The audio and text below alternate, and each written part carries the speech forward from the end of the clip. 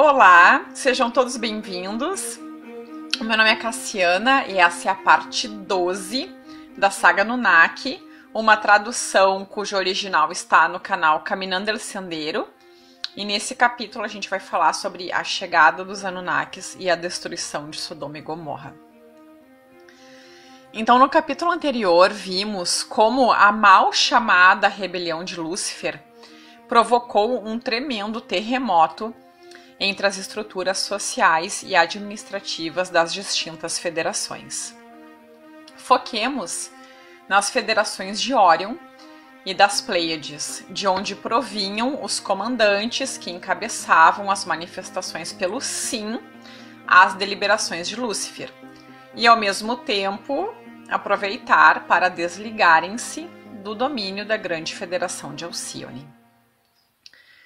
Um desses comandantes de Órion veio reivindicar a Terra, o reptiliano Satã, membro do alto escalão da ordem geneticista que dava apoio aos projetos genéticos posto em marcha pelo Conselho Executivo da Luz Divina, comandados por Lúcifer.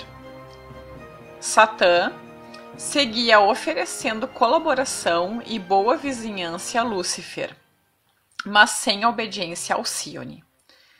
Todas essas deserções enfraqueceram as federações, mas principalmente a Pleiadiana. Assim, em função da evasão das raças que estavam pelo sim ao mandato de Lúcifer e não queriam mais aguardar a decisão de suas federações, o que culminou que pressionaram de uma vez por todas por uma decisão e, em vias de fato, o dano estava feito. Por uma estreita maioria se adotou pelo sim ao mandato de Lúcifer, mas isto, longe de ser uma solução, foi alvo de mais desarmonia. O grupo perdedor era também realmente numeroso, e nem todos, precisamente, estavam por acatar as decisões da Federação Pleiadiana. 3 milhões de anos de altos e baixos, problemas e desentendimentos vários, parte dessa facção que estava por rechaçar o mandato de Lúcifer tomou a decisão de desligar-se da Federação Pleiadiana, liderada pela Grande Federação de Alcione. Não estavam dispostos a realizar mudanças e desejavam seguir com sua sociedade de castas. Eram raças dominantes, orgulhosas e dogmáticas. Nessas épocas, nos enquadraríamos em torno de 500 mil anos atrás.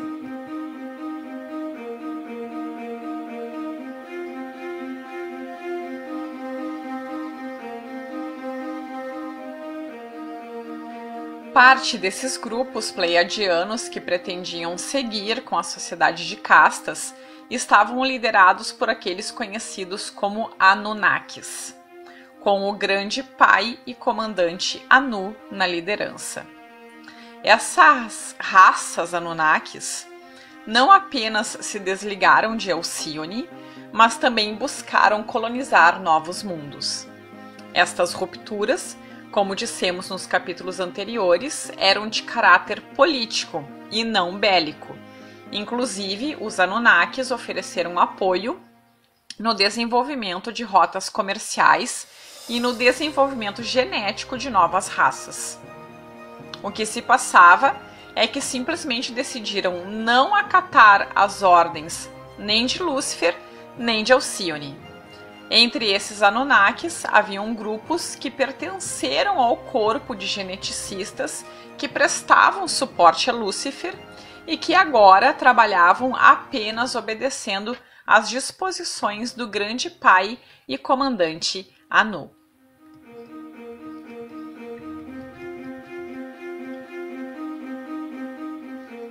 Há que se esclarecer a postura desta saga a respeito se os Anunnakis eram reptilianos ou humanos gigantes. Os Anunnakis eram um conjunto de raças, oriundos do sistema de Maia das Pleiades. Entre eles haviam reptilianos, mas também haviam humanos arianos de grande estatura, ambos compondo as forças principais desta coalizão. Deuses como Thor, Odin e Loki eram comandantes humanos Anunnakis. Além do mais, haviam insectoides, híbridos humanos, pássaros e reptilianos. Definitivamente um sem fim de raças, mas a mais numerosa era a Pleiadiana de Anu. Essa facção, que pretendia manter sua estrutura de castas, começou a buscar novos mundos onde poderiam assentar-se. E assim chegam os Anunnakis à Terra.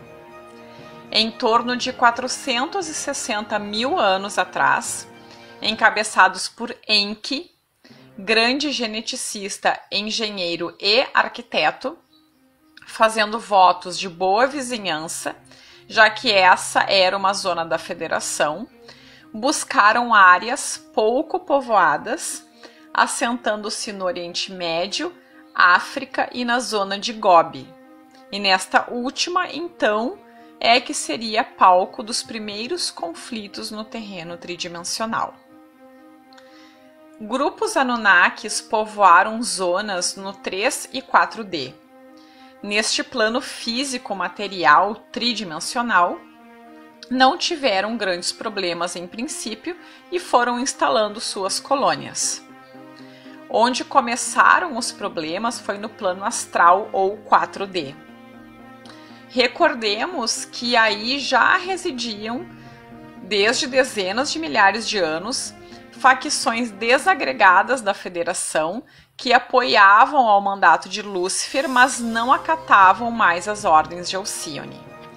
Estes, comandados por Satã e provenientes de Órion, eram também reptilianos, como parte dos Anunnakis, mas a facção de Satã, que havia se aventurado a escapar das estruturas de castas, agora testemunhava a chegada dos Anunnakis com o seu próprio sistema de castas e buscando compartilhar o mesmo espaço 4D. As rusgas começaram e dali para embates bélicos foi apenas um passo.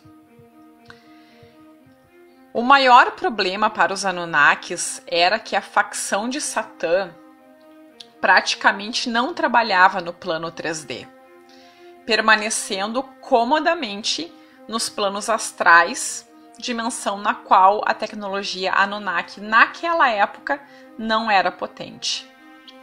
Aí a guerra era mais no terreno sutil e energético, plano no qual a facção de Satã teria muitos milênios a mais de maestria que a raça Anunnaki, que eram no fundo uma espécie clonada, os filhos de Anu, um projeto genético do grande pai e comandante Anunnaki.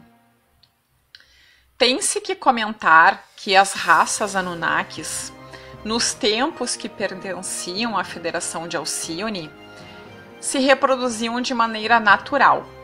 Essas reproduções eram conduzidas por exemplares fêmeas, que eram uma mescla de sacerdotisas e mestras geneticistas a serviço de Lúcifer e da Fonte.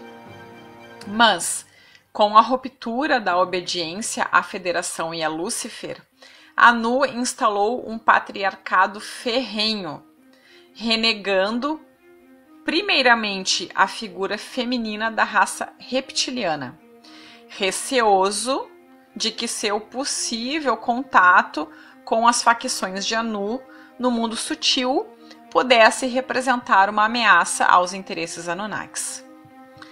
Esse jogo patriarcal seria a semente do que ocorreria num futuro próximo também com a raça humana, onde vemos a importância do feminino na cultura pré-histórica para posteriormente, abaixo séculos de manipulação, ser desdenhado todo o feminino, usurpando toda a sua importância.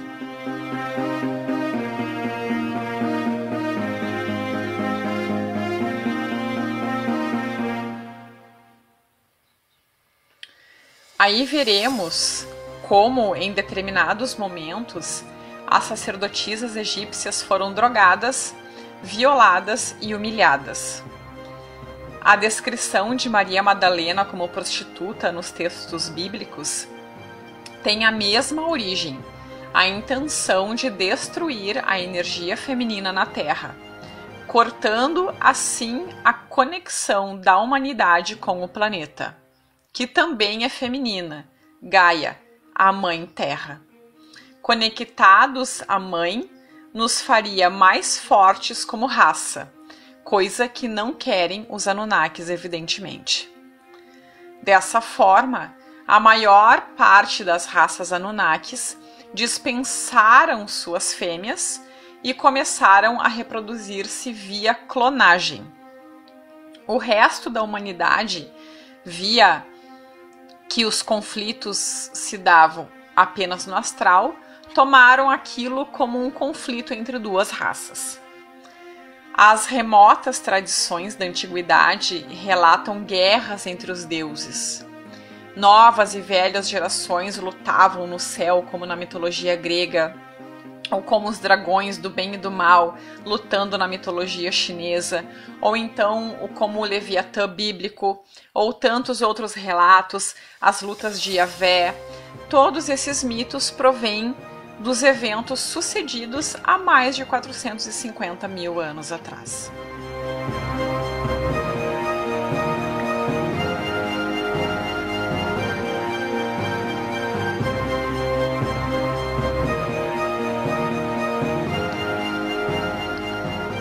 Visto todas essas disputas, era inevitável que novos problemas apontassem no horizonte terrestre.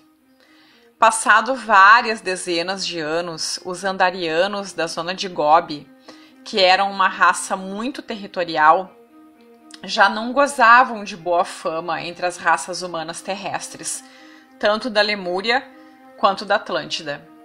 Em algumas ocasiões, haviam abordado comboios mercantis dessas duas civilizações, argumentando que haviam se aproximado sem permissão do território andariano. Os habitantes de Sodoma e Gomorra eram uma gente muito orgulhosa. Apesar de que Enki havia situado a colônia Anunnaki na parte mais ocidental do atual deserto de Gobi, uma zona despovoada. Contudo, mesmo assim, esse assentamento foi visto como uma provocação pelos andarianos que, em dado momento, deflagrou um ataque relâmpago contra a base Anunnaki de Gobi, que a destruiu por completo. Isso feriu profundamente o orgulho Anunnaki que, desde seu centro no sistema de Maia, o grande pai e autodenominado deus Anu mandou seu braço militar, encabeçado por seu filho Enlil, para dar uma resposta bélica ao ataque.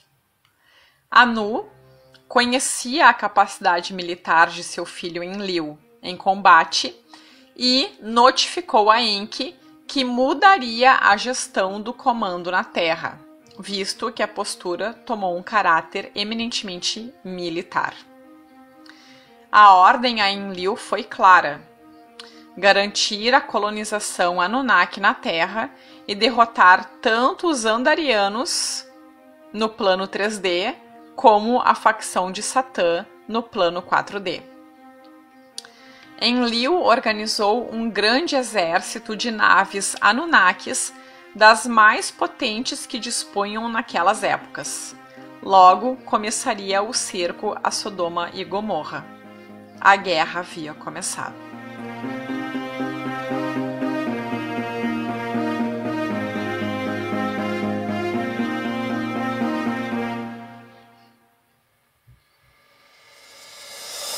Os andarianos dispunham também de uma tecnologia potente. Além do mais, naqueles tempos, haviam se negativado a tal extremo que caíram na magia negra e energia muito densas. Esse conjunto de capacidades tecnológicas e energéticas tornava bastante complicado derrotá-los. Se desconhece o desenrolar desses conflitos. O que podemos falar é de Probabilidades. O provável é que os Anunnakis sofreram muitas baixas, já que o inimigo era forte e jogava em casa. Mas no final, não só por fontes mitológicas e de canalizadores, mas também por descrições bíblicas de grandes e destrutoras explosões, os Anunnakis conseguiram romper o cerco defensivo e, em dado momento, impactaram projéteis termonucleares que reduziram ambas as cidades a cinzas, exterminando toda a vida. Essa devastação é difícil de enquadrar temporalmente, todavia, especula-se que teria sido em torno de 420 mil anos atrás. Curioso como na Bíblia, a entidade Enlil, Yahvé, trata de justificar o extermínio das cidades de Sodoma e Gomorra e seus habitantes, argumentando sua baixeza moral, conduta impura, obscuridade e um sem fim de pecados mais. Que no fundo parece ser isso mesmo. As cidades foram reduzidas a escombros e a natureza fez o resto, reduzindo a zona de Gobi a um deserto, como é hoje. A natureza, como aconteceu em parte com Lemúria e Atlântida, responde dessa maneira quando se maneja irresponsavelmente energias muito densas, como a energia negra. Assim, se diz que aconteceu com Atlântida e com a civilização do Egito. A natureza tratou de virar a página, ocultando-as. Napoleão se empenhou a desenterrar a civilização egípcia. Nesse ponto, canalizadores não entram em acordo se isso é bom ou ruim. Uns dizem que se a Mãe Terra enterrou, é porque assim deve ficar, já que desenterrá-los significa reavivar energias que não se deve, visto que aquilo hoje não passa de um cemitério energético. Outros argumentam que o princípio da civilização egípcia foi pura e bem intencionada, e que há zonas energéticas positivas em muitos templos egípcios. No terreno das energias, entramos num campo de opiniões, e as posturas são das mais diversas.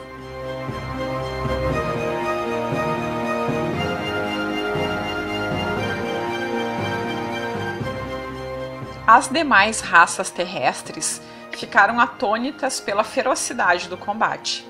Mas tanto em Lemúria como em Atlântida houve parte da sociedade que viu com bons olhos a aniquilação dos andarianos. Não eram precisamente uns vizinhos simpáticos e argumentavam que haviam encontrado com os Anunnakis a forma do seu sapato. Outros opinavam que tudo aquilo era uma grande estupidez. Por sua parte, Enlil, seu pai Anu, e todos os mundos Anunnakis celebraram a vitória com orgulho. Para Enlil, foi como ganhar a coroa de preferido de seu pai, e perante todos os Anunnakis que passou a ser visto como um herói de guerra. Enlil havia conseguido o que queria, a aniquilação total do seu inimigo no plano 3D e enviar uma mensagem clara que qualquer civilização que se atreva a atacar os Anunnakis enfrentariam sua fúria em batalha. Contudo, essas coisas não passaram despercebidas pela Federação. A Terra formava parte de seu âmbito de influência, e certo de que esse planeta se considerava a Terra de todos. Dessa forma, essa carnificina não poderia ser tolerada em um planeta sagrado Elohim como a Terra, e que esses acontecimentos havia dado um novo despencar vibracional ao planeta. Assim, o pai Anu foi intimado pela Federação de Alcione a prestar esclarecimentos de tal massacre. Anu, como sempre inteligente, não mandou seu filho Enlil. Conhecia seu caráter colérico, orgulhoso e prepotente. Era o momento da diplomacia, e sua representação foi delegada a Enki, muito mais reflexivo que seu irmão. por aquelas épocas em que era um jovem igual a seu irmão, e todavia ainda lhe faltava experiência e desenvolver a empatia herdada de seus genes maternos oriundos de Sírios. Por isso, em algumas tabuletas sumérias se relaciona com Sírios como um membro da Irmandade da Serpente.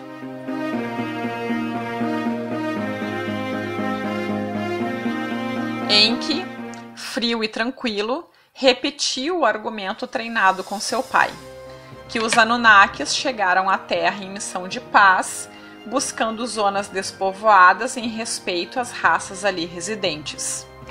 Que eles não atacaram, mas que responderam a um ataque. E que aqueles que os acusavam de exterminadores, os Andarianos, haviam exterminado com a colônia Anunnaki de Gobi.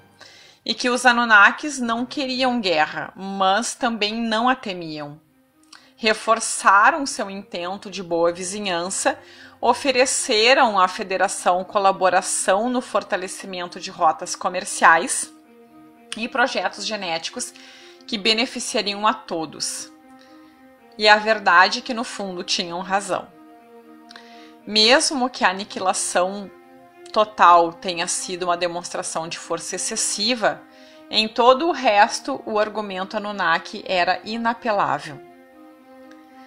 Devemos entender que naquelas épocas os Anunnakis não eram intrinsecamente maus. Sim que eram territoriais, orgulhosos e que se haviam decidido por manter o poder de suas castas dominantes. Mas esses pecados também tinham o Império Humano de Sírios e tantas outras civilizações pelo universo. A Federação aceitou a promessa Anunnaki de boa vizinhança e exigiu o cessar imediato de todas as hostilidades no plano astral contra o povo de Satã. Também advertiram severamente que qualquer investida hostil Anunnaki contra qualquer raça terrestre que superasse o limite da legítima defesa seria reprimida militarmente pela Federação com todas suas consequências. Por um lado, os Anunnakis haviam salvado seu projeto terrestre e infundido respeito, por não dizer até temor perante possíveis inimigos futuros. Porém, por outro lado, se obrigaram a estabelecer uma relação diplomática com Satã e seus comandantes no plano astral e cientes de que a advertência mais importante é que tinham que pisar em ovos de agora em diante, já que estavam sob vigilância da Federação de Alcione. E eles eram conhecedores de que a Federação não ameaçava em vão e que um combate militar contra Alcione eram palavras maiores e impensadas naqueles momentos. Então é isso, galera. Esse é o fim da parte 12. Espero que tenham gostado e vamos para a tradução da parte 13. Até breve.